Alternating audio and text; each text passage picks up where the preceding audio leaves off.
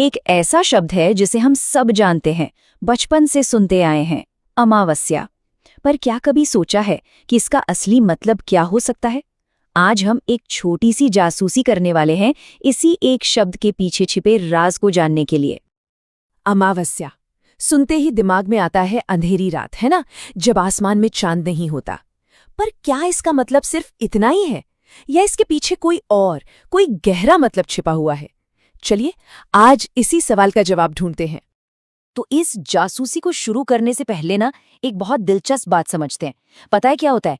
कई शब्द ऐसे होते हैं जिन्हें हम रोज इस्तेमाल करते हैं, करते करते वो इतने आम हो जाते हैं कि उनका जो असली गहरा वाला मतलब होता है ना, वो कहीं खो जाता है। हम बस ऊपर ऊपर से उन्हें जानते हैं। और देखिए, यही बात हिंदी अध्यापिका राकेश कुमारी भी समझाती हैं।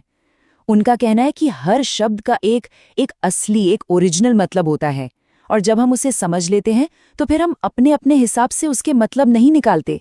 हमें एक ज्यादा गहरी, ज्यादा सच्ची समझ मिलती है। चलो, बहुत हो गई बातें, अब असली काम पर लगते हैं। अब हम करेंगे इस अमावस्या शब्द की चीरफाड़। इसको टुकड़ों में तोड़कर देखेंगे कि आखिर इसके अंदर छिपा क्या है। तो ये रहा हमारा शब्द अमावस्या। देखने में तो एक ही शब्द लगता है ना, बिल्कुल सीधा साधा। लेकिन क्या हो अगर मैं कहूं कि ये एक नहीं बल्कि दो शब्दों से मिलकर बना है? जी हां, इसके दो हिस्से हैं, अमस और वास्या। सुनने में शायद अजीब लगे, पर यकीन मानिए, अमावस्या का पूरा राज इन्हीं दो छोटे छोटे हिस्सों में बंद है। तो चलिए अपने पहले सुराग को उठाते हैं, अमस। इसको भी तोड़कर देखते हैं। इसमें जो अ है उसका मतलब होता है नहीं, और मस का मतलब है चांद या चांद की रोशनी। तो अ और मस को मिला दें तो क्या बना? अमस, मतलब जहां चांद की रोशनी न हो। ठीक है, पहला सुराग तो मिल गया। अब बारी है दूसरे सुराग की, वास्या। ये शब्द आया है संस्कृत की वस धातु से। वस का मतलब बहुत सिंपल है, बसना, रहना या कहीं पर ठहरना। जैसे हम कहते हैं ना निवास, वो यहीं से आया है। तो अब आता है सबसे मजेदार हिस्सा।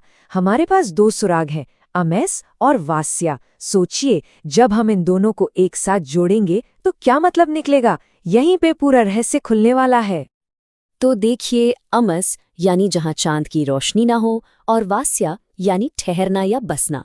जब इन दोनों को मिलाया तो अमावस्या का असली मतलब बना वो रात जब चांद का प्रकाश ठहरता नहीं है, निवास नहीं करता है। ये सिर्फ ये नहीं कह रहा कि चांद नहीं है, ये कह रहा है कि प्रकाश वहां रह नहीं पाता। कितना पोएटिक है ये, है ना? सिर्फ अनुपस्थिति की बात नहीं है, ना ठहर पाने की बात है। और पता है, प्रकाश का न ठहरना ये सिर्फ एक एस्ट्रोनॉमी की बात नहीं है, ये एक बहुत गहरा फिलोसॉफिकल आइडिया है। यहीं से ये शब्द हमें एक बिल्कुल अलग दुनिया में ले जाता है। सोचिए जरा, जब प्रकाश ठहरता नहीं है तो क्या बचता है? शून्यता, एम्प्टीनेस, एक खालीपन। और शायद यही वो समय होता है जब बाहर की रोशनी नहीं होती तो हम अपने अंदर झांकते हैं, आत्मनिरीक्षण करते हैं। तो अमावस्या सिर्फ आसमान में अंधेरा नहीं है, ये मन के अंदर की एक अवस्था का भी सिंबल बन जाती है। तो अब हमें शब्द का ओरिजिनल गहरा मतलब तो पता चल गया, लेकिन आज हम इसे कैसे जानते हैं? क्या हम आज भी इसे इसी तरह समझते हैं? चलिए अब जरा कंपेयर करते हैं इसके मूल अर्थ को और आज के पॉपुलर मतलब को। तो ये देखिए, फर्क साफ है। एक तरफ है इसका मूल दार्शनिक मतलब, प्रकाश का न ठहरना, और दूसरी तरफ है आज का सीधा साधा मतलब, चांद नहीं दिख रहा। इतना ही नहीं, कल्चरली भी देखिए, जहां पहले ये शून्यता और अपने अंदर झांकने का प्रतीक था, आज ये पितरों के तर्पण और पूजा पाठ से ज्यादा जुड़ गया है। मतलब समय के साथ कितना बदल गया है ना? तो सवाल उठता है कि भाई इससे फर्क क्या पड़ता है? जान लिया तो जान लिया? नहीं, फर्क पड़ता है।